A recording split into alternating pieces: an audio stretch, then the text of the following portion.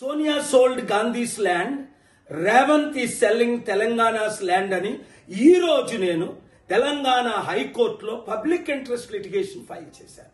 ఎందుకంటే 5 లక్షల కోట్ల విలువైన భూములు 9,000 ఎకరాలు హైదరాబాద్ చుట్టూ ఉన్న ప్రైమ్ టైమ్ ల్యాండ్స్ ని ఫ్రీగో లీజుకో అసలు విలువ లేకుండా సొంత బంధువులకి మిత్రులకి వాళ్ళ ఫ్రెండ్స్ కి ఇన్వెస్ట్ ఇన్ పొజిషన్ సమిట్ అని పేరుతో డిసెంబర్ 8, 9, 10 ఈ పెద్ద డ్రామా జరుగుతుందని ఇమీడియట్ గా ఆనరబుల్ హైకోర్టు స్టే ఇవ్వాలి.